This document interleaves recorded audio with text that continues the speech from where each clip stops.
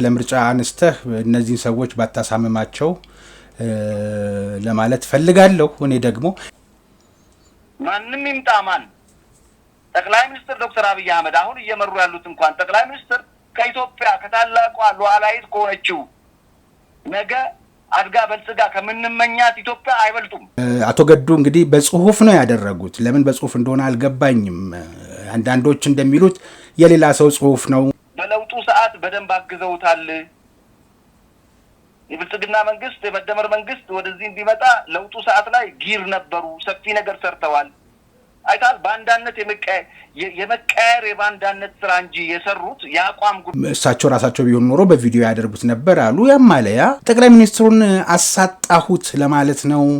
ጠቅላይ ሚኒስትሩ ተሳስተው ገዱ እውነት ተናገሩ እንድንል ነው። የአቶ ገዱና የጠቅላይ ሚኒስትሩ የቃላት ጦርነት ጉዳይ አይደለም። ምናልባትም ነገ ከአሜሪካ ወደ አስመራ ሄደው የአስመራ ነዋሪም ሊሆኑ ይችላሉ። መንግስት ሁሉ ነገር ኃይል በእጄ ነው ብሎ ያን እርምጃ ቢወስድ በወቅቱ ኢትዮጵያ የሰራዊት ቁጥሯ ምን ያህል ነበር? የጦር መሳሪያዎቹ ምን ናቸው? ምን ያህሎቹ የሚሰሩ ነበሩ? ስህተት አይደለም ምላሽ መስጠታቸው።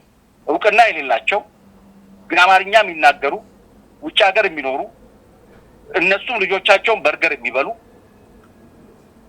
በኢትዮጵያ ጉዳይ ላይ አንዳንዶቹ ትንሽ የፖለቲካ ተሳትፎ የነበራቸው የባንዳነት አመላቸው የተቀሰቀሰባቸው፣ አንዳንዶቹ ደግሞ የጠላትን ቁጥር ለማሳነስ ግን የተሄደበት የዲፕሎማሲ መንገድና ኢትዮጵያ አቅሟን እስክታጠናክር የመከላከያ አቅሟን እስክታጠናክር የተጠቀመችበት አጎንብሳ ያሳለፈችበት ጊዜ አድርጌ አስበዋለሁ።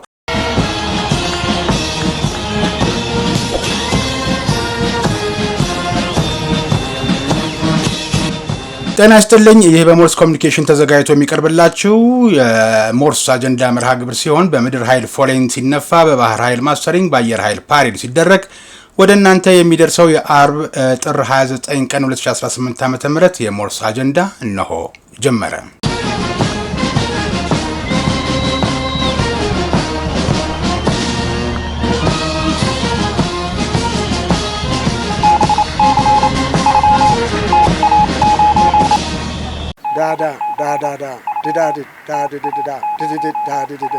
ሞርስ ማለት ይችላል።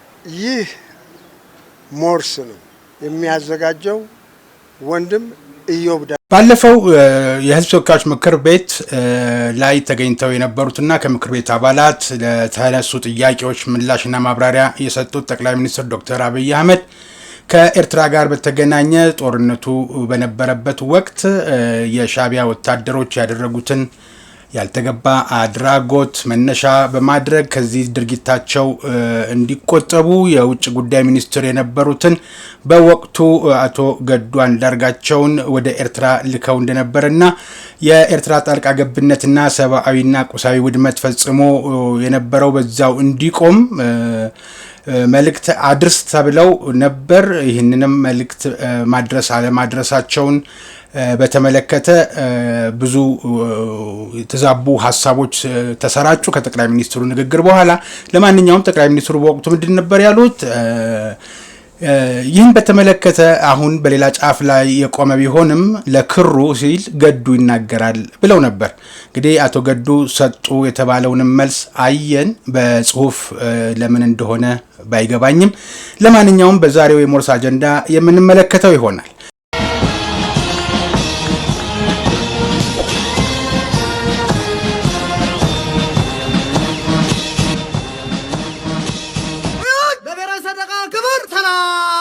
ዛሬ ጧት ትንሽ ቀልባችንን የሚገፍ አስደንጋጭ የሆነ ያንተም የኔም የሙያ ባልደረባ የነበረ ስለ ቱሪዝም አውርቶ የማይጠግበው በራዲዮና ቴሌቪዥን የሀገራችንን ቱሪዝም በማስተዋወቅ ብዙ ለመስራት ብዙ ሲሮጥ የነበረው የሙያ ባልደረባችን ወንድማችን ጋዜጠኛ ዘሪሁን ግርማ ድንገተኛ ሞትን ሰምተናል። እጅግ ነው የሚያሳዝነው።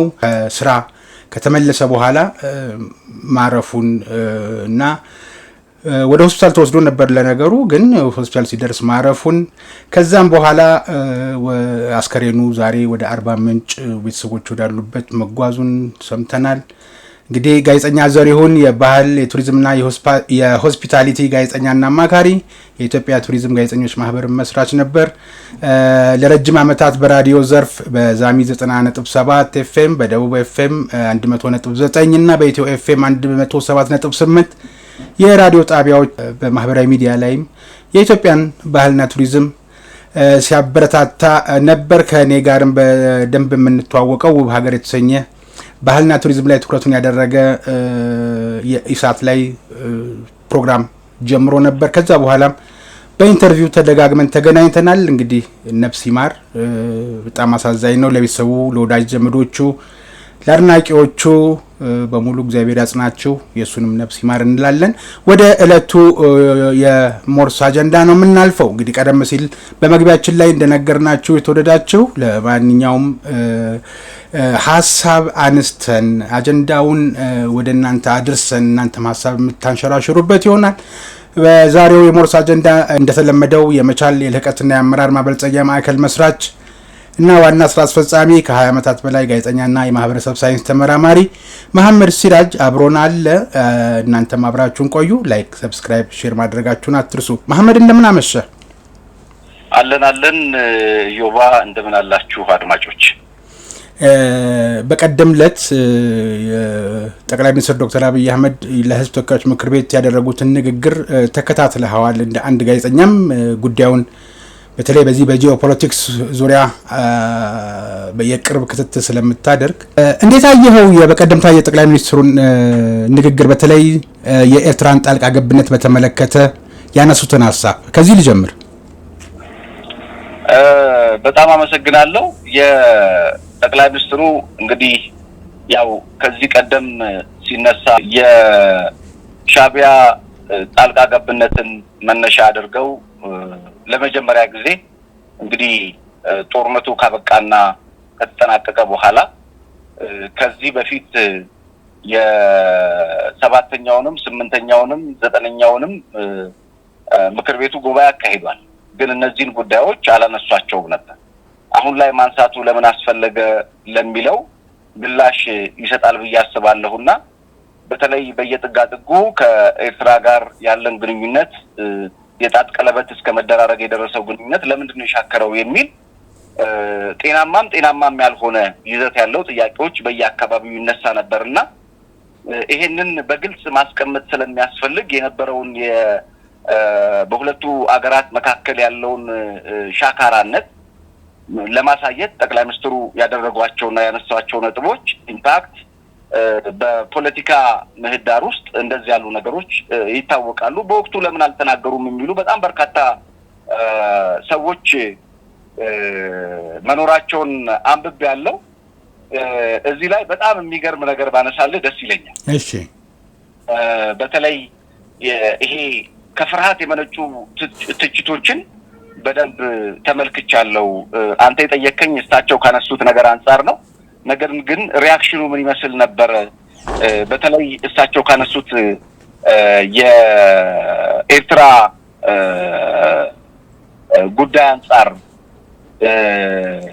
ያኔ ጠቅላይ ሚኒስትሩ ዲፕሎማሲ እንደምታውቀው እንደ አየር ሁኔታ የሚቀያየር እንጂ እንደ ሐውልት የቆመ አይደለም አይደል?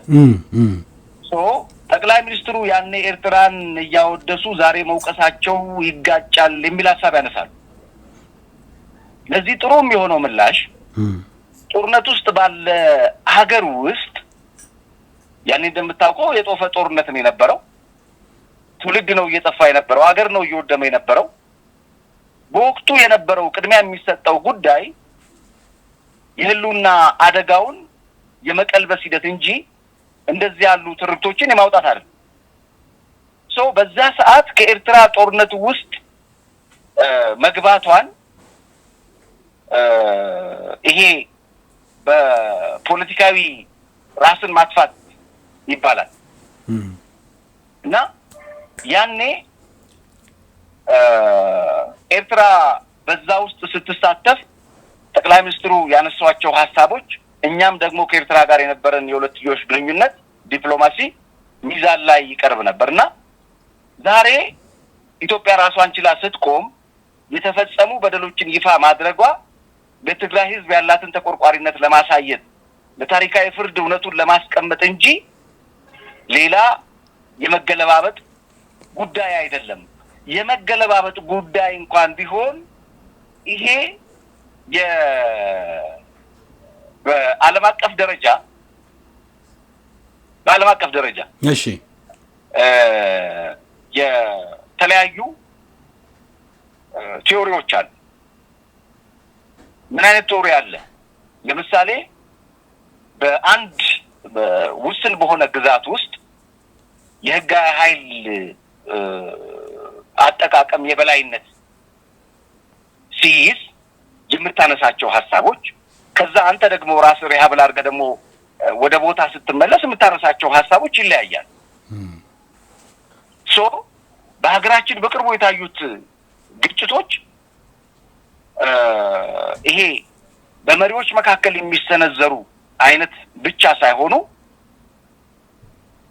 ከጎረቤት ሀገር ትግራይ ጋር የነበረውን ዲፕሎማሲ ለማስቀጠል በወቅቱ የነበረውን ምክንያቱም በወቅቱ ይሄ ነገር ተነስቶ ቢሆን ኖሮ ምናልባት ሌላኛው የጦርነት ቀጠና እንደገና በነበረው ላይ ሌላ ሰዓት መጨመር ይሆን ነበር። ይሄን ሐሳብ አንስተው ቢሆን ኖሮ ይሄ አንድ ራሱን የቻለ የአመራር ጥበብና ስትራቴጂ ነው። ምክንያቱም መንግስት ሁሉ ነገር ኃይል በእጄ ነው ብሎ ያን እርምጃ ቢወስድ ሊያስፈጅ የሚችለው የሀገር ሀብት ነው፣ ሊያስፈጅ የሚችለው የሀገር ወጣት ነው፣ ሊያስፈጅ የሚችለው ሌላ መሻከር ነው። እነሱ በወቅቱ ይፈልጉት የነበረው ይሄንን ነው። ግን መንግስት በጥበብ ተሻግሮታል። መጀመሪያው ነው ከሻዕቢያ ጋር የነበረ ህብረት አለ። ለኛ እንደሚጠላሉ ይነግሩናል። ኦኬ ጥላቻ እንዳለባቸው ይነግሩናል። ነገር ግን ያው እንደምታውቀው እዚህ የተወለደው እዛ ጡት ሲጠባ ትመለከታለህ። እዛ ጡት የጠባው እዚህ ሲያድግ ትመለከታለህ። መንበር ሲረካከቡ ትመለከታለህ፣ ሲዶልቱ ትመለከታለህ። የትግራይ ህዝብ ሀብት በኤርትራ በኩል ሌሎች አገሮች አሳልፈው ሲሰጡ ለኢትዮጵያ ሎክድ የሆነው አሰብ፣ ቀይ ባህር እዛ ቦታ ላይ ላለ ወንበዴ ቡድን ግን ክፍት ነው። ይሄ በራሱ በወቅቱ ጠቅላይ ሚኒስትሩ ይሄ ነገር ገብቷቸው ዝምታን ባይመርጡ ኖሮ ምናልባት ሌላ ከፍተኛ እልቂት ይፈጠር ነበር የሚል እይታ ነው ያለኝ። ምናልባት ከዚህ በተሻገረ ደግሞ የኔ አተያይ ሐሳብ ካለ ተጨምረበታለህ፣ የሚታረም ካለ ታረምበታለህ። የተወደዳችሁ አድማጭ ተመልካቾቻችንም በዚህ ጉዳይ ላይ ሐሳባችሁን ብትሰነዝሩ እወዳለሁ። ከዚህ ባሻገር በወቅቱ በ2010 ነው እንግዲህ የለውጡ መንግስት የመጣው። ይሄ ነገር ከ2011 መጨረሻ 2012 ሲፋፋምና ውስጡን ሲብላላ ቆይቶ 2013 ጥቅምት ነው መከላከያ ላይ ጥቃት የተፈጸመው። ጦርነቱም የተጀመረው ከዛ በኋላ ነው፣ ቀይ መስመር ታልፎ። በወቅቱ ኢትዮጵያ የሰራዊት ቁጥሯ ምን ያህል ነበር? የጦር መሳሪያዎቹ ምን ናቸው? ምን ያህሎቹ የሚሰሩ ነበሩ? የሚለውን ወደኋላ መለስ ብሎ ማስታወስ ተገቢነት ያለው ይመስለኛል። ባዶ እጇን ሆና በሰሜን እዝ ሽፋን ትግራይ ውስጥ ያለው የአገሪቷ የጦር መሳሪያ ሀብት ባለበት ሁኔታ ከኤርትራ ጋር ሌላ አንጃ ግራንጃ ወቅቱ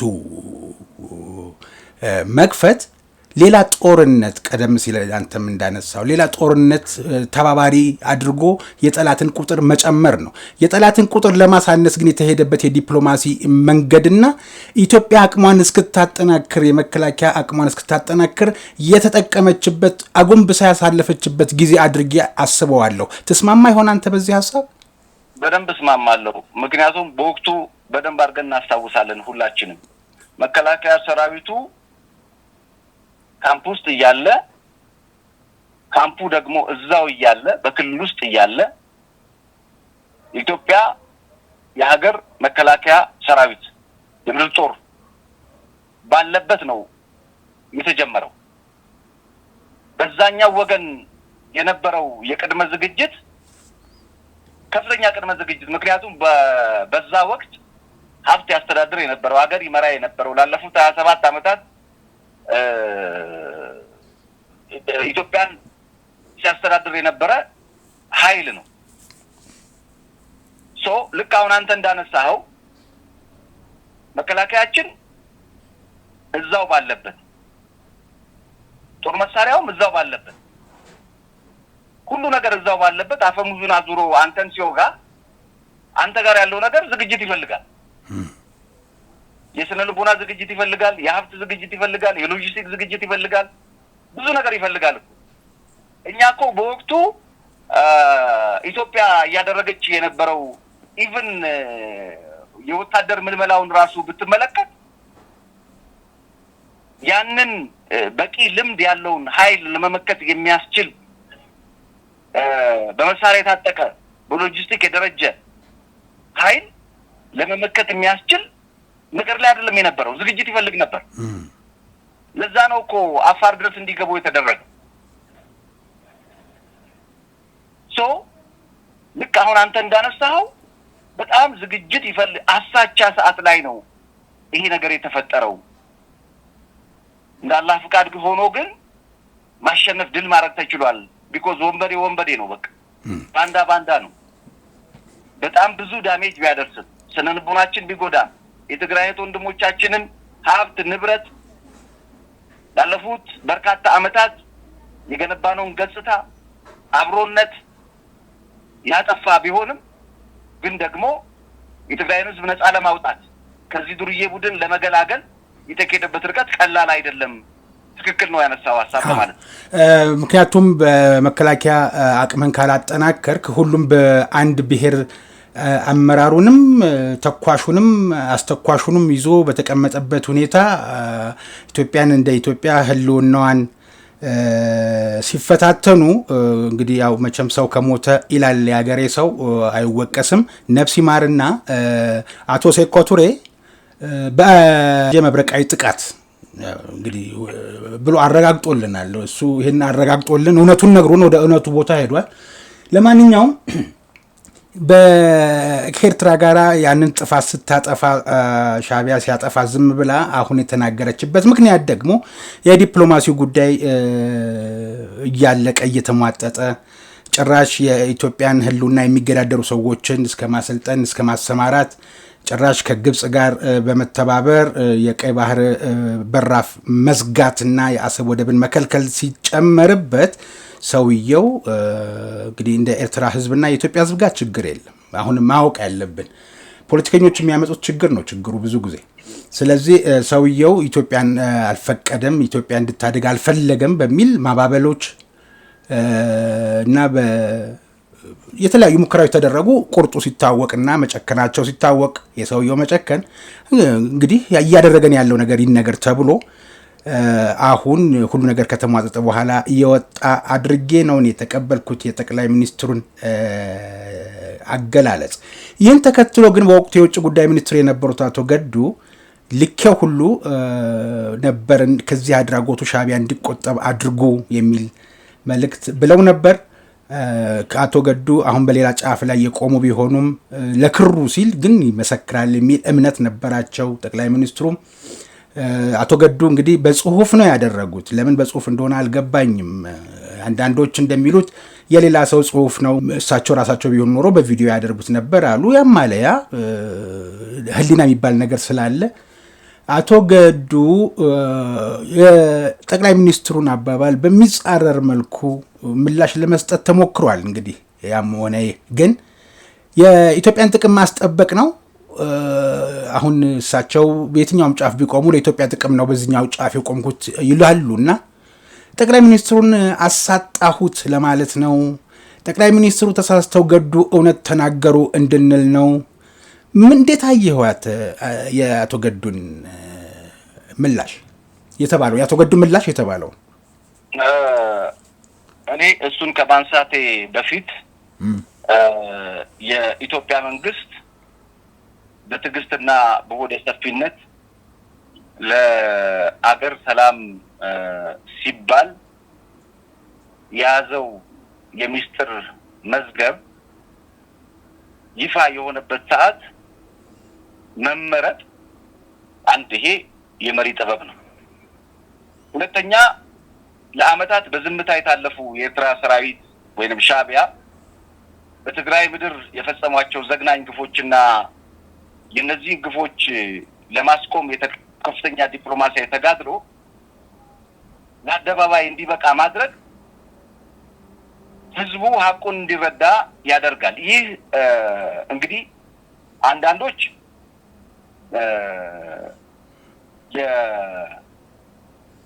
በወቅቱ የነበረው ሻቢያን እና ሌሎች በዛ ውስጥ የነበሩ ባንዳዎችን ክህደት ጥልቀት ማየትና የመንግስትን የህዝብ ተቆርቋሪነት በደንብ ይፈትሻል ብዬ አስባለሁ። አንደኛው። ሁለተኛው በጦርነቱ ወቅት በኢትዮጵያ ሰራዊት ድጋፍ ሰጥቷል የተባለው የኤርትራ ጦር ውሎ አድሮ የኢትዮጵያን ህዝብ የሚጎዳና ሀገራዊ ክብሯን የሚገዳደር ተግባር ውስጥ መዘፈቁ ትግራይ ላይ ያሉ እህት ወንድሞቻችንን ወገኖቻችንን ንብረት ሲያሸሽ ሻቢያ ወደ ትግራይ የገባው ለድጋፍ ሳይሆን የኢትዮጵያን ኢኮኖሚና የህዝብ አቅም ለማድቀቅ መሆኑን በደንብ ማስረዳት ይቻላል። ከጠቅላይ ሚኒስትሩ ንግግር በሽሬ የተፈጸመው የግለሰቦችን ቤትና የህዝብ ፎቆችን በማፍረስ ቂም በቀል ነው የተወጣው። በአክሱም በንጹሃን ወጣቶች ላይ የተፈጸመ የጅምላ ርሸና ነው ያለው። በአድዋና አዲግራት የኢትዮጵያን ኢኮኖሚ አከርካሪ የሆኑ ብዙ ፋብሪካዎችን እንደምታውቀው እንደ አዲግራት መድኃኒት ፋብሪካ በመንቀል በማውደም የተፈጸመ ስልታዊ ዘረፋ ነው ብለው ጠቅላይ ሚኒስትሩ ተናግረዋል። በዚህ ወቅት ህዝቤን አታጎሳቁሉ የሚል በወቅቱ የነበሩት አቶ ገዱ ወደዚህ ተልከዋል። ምን የሚል ህዝቤን አታጎሳቁሉ የሚል መልእክት ይዘው ይሄንን የሻቢያን ጥፋት ለማስቆም የኢትዮጵያ መንግስት ዝም ብሎ በወቅቱ አልተቀመጠም ነበር ማለት ነው። ጠቅላይ ሚኒስትር ዶክተር አብይ አህመድ ሁኔታውን ለማርገብና የትግራይን ህዝብ ከግፍ ለመታደግ ከፍተኛ ልኡካንን ወደ አስመራ ወቅቱ ላኩ። እሳቸው እንደነገሩ ከዚህ መካከል የአንዱ የወቅቱ የውጭ ጉዳይ ሚኒስትር አቶ ገዱ ናቸው። አቶ ገዱ ወደ አስመራ ያቀኑት ለሽርሽር እንዳልሆነ ይታወቃል። የኢትዮጵያን መንግስት ቁርጠኛ አቋም ይዘው ነው ህዝቤን አታስነኩ የሚል አቋም ይዘው ነው የሄዱት። መልእክቱ ሌላ አይደለም፣ አንድና አንድ ነው። የኢትዮጵያን ህዝብ አታጎሳቅሉ፣ ንብረት አታውድሙ፣ ጥቃቶችን አቁሙ የሚል ነው። አቶ ገዱም እኮ ይህን በሰጡት መልስ እንግዲህ እሳቸው ነው የተባለው ነው። አሁንም ታሪክ ፊት የሚመዘገብ ስለሆነ ነው በአንደበታቸው ሲነገር ስላልሰማሁ ነው የእሳቸው መልስ ነው የተባለ እያልኩ ያለሁት። በጠቅላይ ሚኒስትሩ ትዕዛዝ ወደ ኤርትራ መላካቸውን አልሸሸጉም። እሳቸውን በዚህ መልስ ነው ተብሎ በወጣው ጽሁፍ ላይ ግን የተላኩበትን ምክንያት የተላኩበትን ምክንያት ሲያስቀምጡ ግን በተለይ ዓለም አቀፍ ድርጅቶችና ሚዲያዎች የሰብአዊ መብት ጥሰት እንደተፈጸመ የተናገሩትን እንኳን ማስታወስ የቻሉ አልመሰለኝም እና መሄዳቸውን አምነዋል። ከድርጊታቸው ታቀቡ የሚለው መልእክት ግን ነው ይሄን ብያለሁኝ ለማለት ነው ያልደፈሩት። ያንን ያልደፈሩበትን እኮ ነው አሁን ላነሳለ የፈለኩት። ይሄንን መረጃ ስናነሳ መንግስት ዝም ያለበትን የሄደበትን ርቀት ማወቅ ያስፈልጋል። በግድፉ የእሳቸው ምላሽ ከሆነ ይሄ እንግዲህ በሁለት ወዳጆች መካከል የተፈጠረ ጸብ አድርገን ነው የምንወስደው። እንደዛ አይደለም። ይሄ ክህደት ነው፣ የባንዳነት አመል ነው። ዛሬ ላይ ቆመው እውነቱን ለማድበስበስ የሚሞክሩት አካላት እኮ የታሪክ ተጠያቂዎች ናቸው። ጠቅላይ ሚኒስትሩ እንደገለጹት ባንዳነት ሀገር ያቆስላል እንጂ አይገልም አይደል ያሉት። በእሳቸው መልእክት ውስጥ የነበረው እውነትና ከሻቢያ ጋር የተፈጠረው ግልጽ ፍጥጫ ኢትዮጵያ ለሉዓላዊነቷና ለደህንነቷ የምትከፍለው ዋጋ እንደነበረ መታወቅ አለበት። የእሳቸው ምላሽ አይደለም ወሪ የሚያደርገው እሳቸው የሰጡበት ምላሽ አካሄዳቸውም እኮ ያስታውቃል። አያያዙን ነው ምንድነው ቢባል አባባል አለ። እሳቸው ይሄን ግፍ ለማስቆም ተላኩ። የመንግስትን የህዝብ ተቆርቋሪነት ይዘው ሄዱ። ይሄንን አልካዱም። ይሄንን አለመካድ ግን ጠቅላይ ሚኒስትሩ ያነሱትን ሐሳብ ልክ አለመሆኑ ይናገራል ማለት አይደለም።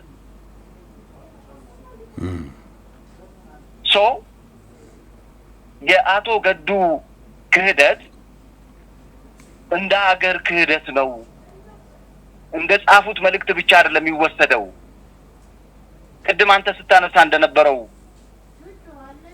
በህዝብ ስም በህዝብ ተወካዮች ምክር ቤት ቃል የገባ ሰው ተነስቶ ዝም ብሎ ሲሄድ ያለ ምክንያት እኛ ሳናውቅ እኛ ነው እኮ የመረጥናቸው እነዚህን ሰዎች ሌላ እኮ አይደሉም እኮ ጠቅላይ ሚኒስትሩም እኛ ነው የመረጥናቸው። ስለዚህ ሲሄዱም ሲመጡ ማወቅ አለብን። በወቅቱ ግን ሄደው ከነገሌ ጋር አብረው ነው የነበሩት። ዛሬም አብረው ናቸው። እሱን እኮ ወደሱ ልመጣ ነበረ። እንደው ታያይዝልኛለህ፣ አቋረጥኩ።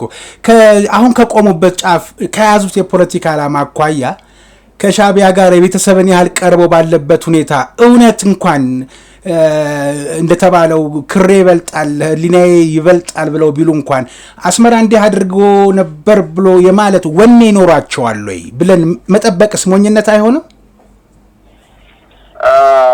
ልክ ነው። ይሄ እንግዲህ ያው እሳቸው ለጠቅላይ ሚኒስትሩ በሰጡት ምላሽ ጠቅላይ ሚኒስትሩ በፓርላማ የተናገሩት የለየለት ቅጥፈት ነው አይደል ያሉት?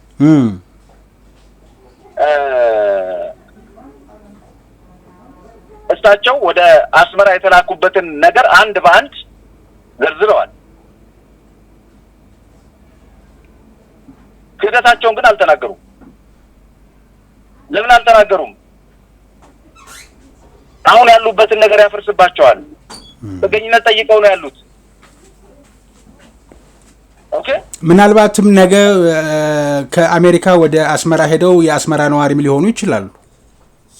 ምን ጥርጥር አለው? ያው ባንዳ ሊያብር የሚችለው ከባንዳ ጋር ነው። ዛሬ ያሉት ሰፊ ሀገር ላይ ሊሆን ይችላል። እሳቸው ግን በምላሻቸው ማን እንደሆኑ እንድንረዳ እኔ አሁን እሳቸውን በአካል አግኝቻቸው አውቃለሁ።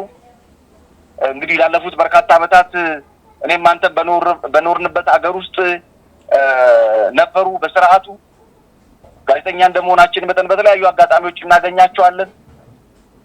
በዚህ ልክ ግን አልጠብቃቸውም ነበር። አንዳንድ ጊዜ አንዳንድ ሰዎች የሚያነሱትን ሐሳብ ላጋራ። ሐሳብ ካለህ አስተያየት ትሰጥበታለህ። አቶ ገዱ አሁን ካሉበት ሁኔታ አንጻር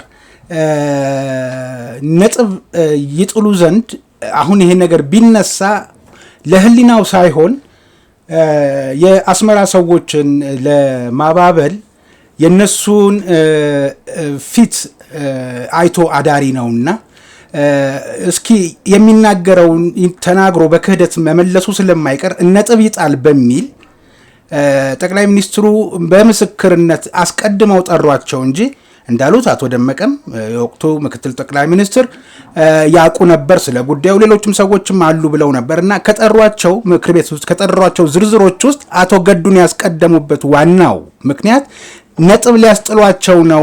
ምክንያቱም በሻዕቢያ ሆዳቸው አይጨክንም፣ የነገ ማደሪያቸው መጦሪያቸው አገር ሊሆን ይችላል፣ ለዚህ ነው ይላሉ አንዳንድ አስተያየት ሰጪዎች። ሐሳቡ ውሃ ያነሳል። እኔ አሁንም ደጋግሜ እንደማነሳልህ ያልከው ሐሳብ ውሃ ያነሳል። ነገር ግን መንግስት እንደ መንግስት ሜንሽን አድርጎ ያነሳበት እሳቸውን ነጥብ የማስጣልና ያለ ማስጣል ጉዳይ አይደለም። በተደጋጋሚ ሲነሳ እንደነበረው እኛ የቀይ ባህርን ጉዳይ ስላነሳን ብቻ ኦኬ የአሰብን ጉዳይ ስላነሳን ብቻ ከወዳጅ ጎረቤት ወንድምና እህት ሀገር ኤርትራ ጋር የተፈጸመ መሻከር ነው የሚል አይደል አየሩ ላይ ሲናፈስ የነበረው። ይሄን ነው ዋናው የተጣላ ነው። በዚህ በውሃው ጉዳይ አይደለም፣ ስለ ወደብ እና ስለ ባህር በር በማንሳታችን አይደለም። የቆየ ነው ችለነው ነው እንዲህ ሲደረግ ስለተበደልን ህዝባችን ስለተበደለ ነበር። ለዚህም ተው ይሄ ከዚህ ድርጊታችሁ ተቆጠቡ ብዬ ውጭ ጉዳይ ሚኒስትሩን ልክ ያለው ይህንን ሰው መላኬን ሌሎችም ሰዎች ይህን ጉዳይ በደንብ ያውቁታል ንገሩልኝ ብዬ ሲነገር አንደኛውም ደመቀ ነው በህይወት አለ አሉ። ግን ለምስክርነት በኮንቴክስት ደረጃ የተነሳው ሐሳብ ይሄን ለማስረዳት ነው እሳቸው የፈለጉት። ግን ከተላኩት ሰዎች አቶ ደመቀ ይመስክር ብለው ዝም ቢሉ ኖሮ ነው አሁን የነዚህ አስተያየት ሰጪዎች ቀደም ሲል ያነሳሁልህ ነጥብ ለማስጣል ነው የገዱን ስም ያስቀደሙት ያሉት። ደመቀ ይመስክር ብለው ዝም ቢሉ ኖሮ ይችሉ ነበር። ግን ገዱን ያስቀደሙበት ምክንያት ገዱ አሁን ባላቸው አማራጭ ከአሜሪካ መኖርና መቀጠል ባይችሉ ወይንም ቢችሉም አሁን ከቆሙበት ጫፍ አንጻር የሚረዳቸውና አይዞህ ባዩ የኤርትራ መንግስት ስለሆነ ሻዕቢያ በወቅቱ እንዲህ አድርጓል የሚል የሐቅ የሆነ ምስክርነት አይሰጥም። ባለመስጠቱ ደግሞ ከመታመን አውድ ይወጣል ብለው ነጥብ ሊያስጥሉት ነው የሚሉ ሰዎች ስላሉ ነው እንጂ ሐሳቡ የተነሳው ቀደም ሲል ባልነው መንገድ ነው። በትክክል ያው እንደምታውቀው የአቶ ገዱና የጠቅላይ ሚኒስትሩ የቃላት ጦርነት ጉዳይ አይደለም ትኩረታችን መሆን ያለበት ልል ስለፈለኩ ነው። አዎ እውነት ነው። ነጥብ ለማስጣል ነው እኛ ነገሮችን የምናየው ከኢትዮጵያ ከታላቋ የኢትዮጵያ ህልውና አንጻር እንጂ ከግለሰቦቹ ጋር ንግግር አይደለም። አሁን ይሄ this not philosophy it's a fact እኮ ፊሎሶፊ አይደለም የቃላት ጨዋታ የምንጫወትበት። በቃላት ጨዋታ ውስጥ የሚኖረው ፍልስፍና ነው። ግን ይሄ የሀገር ህልውና ነው። ሀገርን አሳልፎ ከመሸጥ አይተናነስም። የህግ ተጠያቂነት ነው ሊኖር የሚገባው። ምክንያቱም እንደነገርኩ የሁለቱ ቃላት እና የቃላት ጦርነት አይደለም ለኢትዮጵያ የሚፈይደው። አሁን ያለው ነባራዊ ሁኔታና ተጨባጭ ይሄን ይመስላል ብሎ መናገር እሳቸውም በዚህ ልክ 3 ገጽና 4 ገጽ የሚያጽፍ ከሆነ ከጀርባው ምን እንዳለ በደንብ አድርጎ መረዳት ይችላል። ይሄ ማንም ሌማን እንደኔና እንዳንተ ጉዳዩን የሚከታተል አይደለም። ማንኛውም ይሄን ጉዳይ የማይከታተል ሰው በደንብ አድርጎ አስተሳሰቡን ማየት ይችላል። አሁን የተነሳው እውነት አቶ ገዱ ጠቅላይ ሚኒስትሩ በንግግራቸው ለህዝብ ብለን ታገስን የሚል ሐሳብ አነሱ። አቶ ገዱ ደግሞ እውነትና ህግ ይከበር የሚል የሞራል የተጠያቂነት ጥያቄ አነሱ አይደለ ጽሁፋቸው ላይ። ይሄ የሚያሳየው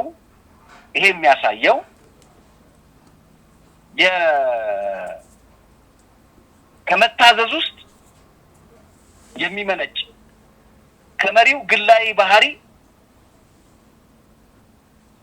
ወይንስ ከእውነተኛ የታሪክ ሀቅ ነው የሚለውን ሐሳብ በደንብ ማየት ይፈልጋል። ለዛ ነው ከሉዓላዊ ከሆነችው አገር የሁለቱን የቃላት ጨዋታ አንስቶ አይደለም ማውራት የሚያስፈልገው ሪያሊቲውና ፋክቱን ነው። ጨዋታውን ወደዛ የመውሰድ ገበያተኞች ጉዳይ ስላለ ነው ሐሳቡ ውሃን ስቶሊንግ ሳይሆን እኔም ላንተ ያጋራሁ አስተያየት እንድትሰጥበትም የፈለኩት የዚህ የነጥብ ማስጣሉን ጉዳይ ከዛኛው ጫፍ ለገበያ ሩጫ የተጀመረበት አካሄድ ስለሆነ ሌላም ይሄንኑ የሚያጠናክርላቸውን ሰሞነኛም ነገር የሚያገኙ ሰዎች ስላሉ እሱን ለማለት ነው እንጂ የሚበልጠውማ የኢትዮጵያ ሉዓላዊነት ጉዳይ ነው። አንድ ሰው የውጭ ጉዳይ ሚኒስትርም ሆነ ጠቅላይ ሚኒስትርም ሆነ ቃለ መሐላ ፈጽሞ በእውነት ስም በፈጣሪ ስም ብሎ ኢትዮጵያን አገለግላለሁ እስካለ ድረስ የአቶ ገዱ ከስልጣን ተነስተው እንኳን ቢሆን አሁን ያሉበት ሁኔታ በቃለ መሐላው መሰረት ኢትዮጵያን ለማገልገል ነው ተብሎ እንዳይታሰብ ከጀርባቸው ያሉት አስመራና ካይሮ መሆናቸውን ለሚታዘብ ሰው መሐላው ቃልሸት ጋር ፈረሰ አይነት ነገር ነው።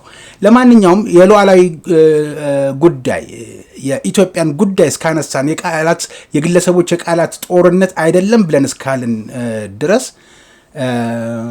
አቶ ገዱ በዚህ ጉዳይ መልስ ሰጡ መልስ አልሰጡ የሚፈጥረው ወይም የሚያጎለው የሚጨምረው ነገር አለ? ያው ቅድም እንዳነሳውልህ በዓለም አቀፍ ደረጃ ማክስ ዌበር የሚባል ሶሺዮሎጂስት አለ እና እሱ ምን ያነሳል መሰለ አጠር አድርጌ ይሄንን ሐሳብ ስላነሳው እሺ ፖለቲካን ለዓላማ ወይስ ከፖለቲካ ለማትረፍ? ዌበር እነዚህን ሁለት ፖለቲከኞች ይለያቸዋል። ፖለቲካ ለዓላማ ለሚኖሩና ከፖለቲካ ለጥቅም የሚኖሩ ሰዎችን በደንብ አድርጎ ያስቀምጣል። ለፖለቲካ የሚኖር ምንለው ፖለቲካን እንደ ህይወት መሪ አይቶ ለህዝብ ጥቅም የሚተጋ ነው። ይሄን እንግዲህ ለአድማጮች ነው ምንተው። ለፖለቲካ የሚኖር ደግሞ ፖለቲካን እንደ ገቢ ምንጭና እንደ መተዳደሪያ የሚጠቀም እንደማለት ነው። አትራፊ ነው። እነማን ነበሩ የሚለውን እንግዲህ አድማጮች ራሳቸው ይመሰክራሉ። በኢትዮጵያ ውስጥ የምናየው ታዲያ የትኛው ነው ካልከኝ የፖለቲካ ነጋዴዎችና እንደየወቅቱ ሁኔታ ቀለም የሚቀያየሩ ትርክቶች ፖለቲካው ከሙያነት ይልቅ ወደ መተዳደሪያነት እያጋደለ እንደመጣ ከዌበር ያገኘሁት ጽሁፍ ለኔ ይነግረኛል። በአቶ ገዱና በጠቅላይ ሚኒስትሩ መካከል የተፈጠረው የቃላትን ጦርነት አሁን የምታየው ገበያው እንዲይዝ የሚደረገውና እሳቸው ምላሽ እንዲሰጡ ከዛ ደግሞ እሱ ገበያው እንዲቆጣጠር የሰጡት ምላሽ እንዲነበብ ማድረግ የፖለቲካ ነጋዴዎች ስራ ነው። ኦኬ ነጋዴ ኪሳራ እንዳጋጥመው የተለያዩ ሜቶዶችን ይጠቀማል። እሳቸው እውነቱ ይሄ አይደለም፣ እሳቸው የተናገሩት ልክ አይደለም፣ እውነቱ ይሄ ነው ብለው ጻፉ። ስህተት አይደለም ምላሽ መስጠታቸው፣ ግን የረፈደ ነው። ምክንያቱም እንደምታውቀው ኢትዮጵያን ለማፍረስ በርካታ ጊዜ በማህበራዊ ፕላትፎርም በመሰብሰብ ፓርቲ የሌላቸው እውቅና የሌላቸው ግን አማርኛ የሚናገሩ ውጭ ሀገር የሚኖሩ እነሱም ልጆቻቸውን በርገር የሚበሉ በኢትዮጵያ ጉዳይ ላይ አንዳንዶቹ ትንሽ የፖለቲካ ተሳትፎ የነበራቸው የባንዳነት አመላቸው የተቀሰቀሰባቸው፣ አንዳንዶቹ ደግሞ ኢትዮጵያን ለማፍረስ ቀን ከሌት የሚተጉ ዲዛይን የሚያደርጉ ኢትዮጵያ ውስጥ እነሱ የሚፈልጉት አካል እንኳን ቢመጣ የማይረኩ እነሱ እስካልተቀመጡ ጊዜ ድረስ በአስተሳሰብ የበላይነት የማያምኑ ሰልጥነናል ብለው በእንግሊዘኛቸው የሚመጻደቁ በዜጎቻቸው በሀበሻ እያፈሩ ግን ስለ ሀበሻ እንታገላለን የሚሉ በብሔር መንደር የተወጠሩ ሰዎች ስብስብ አንድ አካል ሆኖ አግኝቻቸዋለሁ አይደል? እዛ ውይይት ላይ እኚህ ሰው ዛሬ ይሄ ነበር ብለው ለምን አረፈዱ? በዛ ወቅት ለምን አልነገሩንም? ይሄንን እሳቸው እንደ ጠቅላይ ሚኒስትሩ አስበውላት ለኢትዮጵያ ለታላቋ ሉዓላዊት ለሆነች ሀገር አስበውላት ለምን አልነገሩንም? ምናልባት ጉዳዩ ስላልተነሳ ነው ብለው ማምለጫ መንገድ ይኖራቸው ይሆናል። አሁን ይሄ ወደ ምን እንዳመጣ ያደርገናል መሰለ? እንዳልኩ በጣም መንግስት በጣም ሆደ ሰፊ ነው። እንደዚህ ያሉ ጉዳዮች ብሔርን ከብሔር ሃይማኖትን ከሃይማኖት ኦኬ ደጋፊን ከተቃዋሚ ጋር የሚያጋጩ ነገሮች ስለሚሆኑ በሆደ ሰፊነት በርካታ ነገሮችን ግራቀኝ አይቶ የህግ ተጠያቂነት አላመጣባቸው። ነገር ግን ኢትዮጵያን ሲወጉ የነበሩ የኢትዮጵያን ሲጠቡ የነበሩ ሰዎች ጋር አብረው ካገኛቸው የሳቸው ምላሽ መጣ አልመጣ ወርዝም ያደርጋል። እንደ ሜንሽን ነው የተጠቀሙት። ጠቅላይ ሚኒስትሩ የተጠቀሙት እንደ ሜንሽን ነው እንደ አብነት እንጂ ኤርትራ ጋር እኮ ኤርትራ አይደለም ሻዕቢያ አይደለም ከቲፒኤልኤፍ ከቅሪት አሁን ካለው ቅሪት አካል ከሆነው ቲፒኤልኤፍ ጋር ጭምር ለመደራደር እኮ መንግስት ከሽማግሌ አልቀረው ከንግዱ ማህበረሰብ አልቀረው ያላከው እኮ ልኡክ የለም። ሜንሽን የሚያደርገው ግን አይከን የሆነውን ነው። በወቅቱ አውቶሪቲ የነበረው ስልጣን የነበረውን አካል ነው ሜንሽን የሚያደርገው። እሱን እንደ ስህተት አይቶ ልክ አይደለም ብሎ ምላሽ ለመስጠት መምጣት በራሱ ያሳፍራቸው ይገባ ነበረ። በዚህ ሰዓት ኢትዮጵያ ከማንም ጋር አይደለም ኢትዮጵያን እኔ የተገለገሉባት ነው ማለት ያገለገሏት ሳይሆን የተገለገሉባት ሴረኞች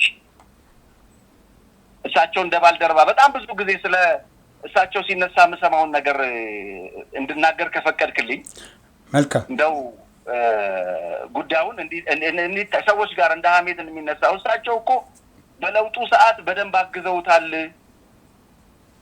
የብልጽግና መንግስት የመደመር መንግስት ወደዚህ እንዲመጣ ለውጡ ሰዓት ላይ ጊር ነበሩ፣ ሰፊ ነገር ሰርተዋል። አይታል ባንዳነት የመቀየር የባንዳነት ስራ እንጂ የሰሩት ያቋም ጉዳይ እኔ አሁን ብዙ ጊዜ የምሟገትበት ነው። የጠቅላይ ሚኒስትሩ ወደ ሰፊነት ከነዚህ አካላቶች ጋር ትላንትና ኢትዮጵያን ሲከዱና ሲሸጡ ከነበሩ አካላቶች ጋር ለመስራት መፍቀዳቸው በራሱ ትልቅ ወደ ሰፊነት ነው። ነገር ግን በሳቸው አላበቃም፣ ባመኗቸው አላበቃም። ክህደቱ ቀጠለ። በዛ ምክንያት መቃቃር ተፈጠረ። ለለውጡ የሚለፋ ሰው ጥሎ አይሄድም እንዴ? አንተ የሚስትህን የልጆችን እናት እንቅፋት መታኝ ብለህ ተነስተህ ጥላት በአንድ ጀንበር ትሄዳለህ እንዴ? ልክ እንደዛ ሀገርን በዛ አሳቻ ሰዓት ሄደው አልተቀመጡም። የሚገርመው ደግሞ ቅድም ከነገርኩ አመለካከት ካላቸው ኢትዮጵያን ለበርካታ ዓመታት ስራ የማያሰሩ የዲጂታል ፕላትፎርም የኢሜል የምናምን ከተለያዩ አገረ መንግስታት ጋር እየተገናኙ ኢትዮጵያ እንዳታድግ የሚያሴሩ አካላት ጋር ነው ሄደው የተለጠፉት። ታዲያ እኚህ ሰውዬ በነበረው የለውጥ ሂደት ውስጥ ነበሩ ማለት ይቻላል? የነበሩ ቢሆንስ አሁን እውነት ለህሊናቸው መሰከሩ ማለት ይቻላል ወይ ነው የሚሉት አብዛኞቹ። እሱን ጥያቄ ማንሳት ነው። አየህ መጀመሪያውኑ ህሊና ያልነበረው ሰው አሁን ስለ ህሊና ብታወራ እኔ አይገባኝም። እኔም ማወራው የፖለቲካ አውዱን ነው። የሳቸውን ግለሰብና አይደለም እያወራ ያለው። ማንም ይምጣ ማን ጠቅላይ ሚኒስትር ዶክተር አብይ አህመድ አሁን እየመሩ ያሉት እንኳን ጠቅላይ ሚኒስትር ከኢትዮጵያ ከታላቋ ሉዓላዊት ከሆነችው ነገ አድጋ በልጽጋ ከምንመኛት ኢትዮጵያ አይበልጡም። ማንም ከኢትዮጵያ አይበልጥም። የምትቀድመው ኢትዮጵያ ናት። የግለሰቦቹን ስብዕና አይደለም የምናየው። መልካም አመሰግናለሁ። እና ሐሳቡን እንቋጭ። በጣም አመሰግናለሁ። በጣም ይቅር በለኝ ድምጼን ጮክ አድርጌ ያወራሁት። እረዳለሁ። የኢትዮጵያ ጉዳይ እንዲህ ነው የሚያደርገን። አረዳለሁ። አድማጮቼንም ይቅርታ ጠይቃለሁ። ለሁሉም ግን እንደዚህ ያሉ ጉዳዮች ሲነሱ ጉዳዮቹን ረጋ ብሎ መርምሮ አጥንቶ ጉዳዮችን ሁሉ ጊዜ ከአገር ህልውናና ጥቅም አንፃር መርምሮ ወደ ሜዳው ማምጣት ያስፈልጋል። እኛ ከግለሰቦቹ ጋር አይደለም ጉዳያችን። የትኛውም ሰው ከግለሰቡ ጋር ጉዳይ ያለው አይመስለኝም። ጉዳያችን ከምንወዳት ከምናከብራት የልጆቻችን መኖሪያ የኛም መኖሪያ ከሆነችውና ሉዓላዊት ከሆነችው ኢትዮጵያ አንፃር ነው የምናየውና በኢትዮጵያ ላይ የሚመጣ ማንኛውም አካል እኔ ልጄም ቢሆን ነው የምልህ ልጄም ቢሆን አልደራደርም። ቢኮዝ ያለኝ አንድ ሀገር ነው። ለአንድ ለጋራ ለሆነችው ሀገር ሁሉም ኢትዮጵያዊ በተለይ አሁን ሰፊ የቤት ስራ ያለባት ሀገር ናት። ከጂኦፖለቲካ አንፃር እዚህ ውስጥ ካለው ልማት አንፃር ውስጥ ካለው ባንዳ አንፃር ሰፊ ስራ አለና ኢትዮጵያን በማገዝ ማጽናት ያስፈልጋል። ማገዝ ስንል አንዳንድ ጊዜ ዝም በማለትም ማገዝ ይቻላል። እሳት ባለመለኮስ ባለመጫር መጽሐፍ ስለቻልን ሁሉ መናገር ስለቻልን ሁሉ መቀረጽ ስለቻልን ሁሉ ወጥተን አደባባይ ላይ የምንናገራቸው ነገሮች የሚያደርሱትን ዳሜጅ ማየት ያስፈልጋል። ሆደ ሰፊ መሆን ያስፈልጋል። ረጅም ርቀት ኖሯት የምትሄድን ሀገር በተለያዩ ያልተገባ ድጋፍ የሚመስሉ ነገሮች እንዲህ ያለውን ነገር ማራመድ ልክ አይደለም። ሰባተኛው ሀገር አቀፍ ምርጫ ከፊት ለፊታችን አለ። ይሄ ምርጫ ሰላማዊ፣ ዲሞክራሲያዊ፣ ተአማኝ እንዲሆን ሁሉም ኢትዮጵያዊ በነቂስ ወጥቶ መምረጥ እንዲችል እንደዚህ ያሉ ትርክቶችንና እንደዚህ ያሉ እኔ ያልመረጥኩትም እንዳይሉ ፓርቲሲፔት ማድረግ አለባቸው የሚለው የመጨረሻ መልእክቴ ነው። አመሰግናለሁ። ምርጫ ብትል በሽግግር መንግስት መመስረት የተለከፈ የተቃዋሚ ኃይል በበዛበት ሁኔታ ምርጫ የሚባለው ነገር ትንሽ ሌላ ራስ ምታት ይሆናል። የሞርስ አጀንዳን ልንዘጋ ስንል ስለ ምርጫ አንስተህ እነዚህን ሰዎች ባታሳምማቸው ለማለት ፈልጋለሁ። እኔ ደግሞ የተወደዳችሁ የዛሬው የሞርስ አጀንዳ እስካሁኑ ነበር። ጋዜጠኛ መሐመድ ሲራጅ ምስጋናዬን በእናንተ በቤተሰቦቻችን ስም በድጋሚ ይድረስልኝ።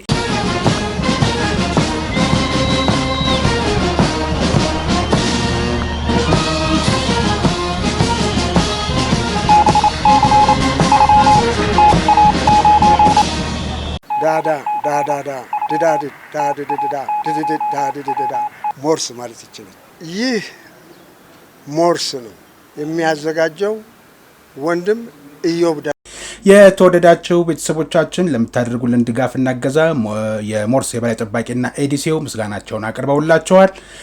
በምድር ኃይል ፎሬን ሲነፋ፣ በባህር ኃይል ማስተሪንግ፣ በአየር ኃይል ፓሬድ ሲደረግ ወደ እናንተ እንዲደርስ በሞርስ የበላይ ጠባቂ የተዘጋጀው የአርብ ጥር 29 ቀን 2018 ዓ.ም የሞርስ አጀንዳ የእስካሁኑ ነበር። በቀጣይ በሌላ የሞርስ መርሃ ግብር እንገናኛለን። እስከዛው ድረስ ጤና ይስጥልኝ።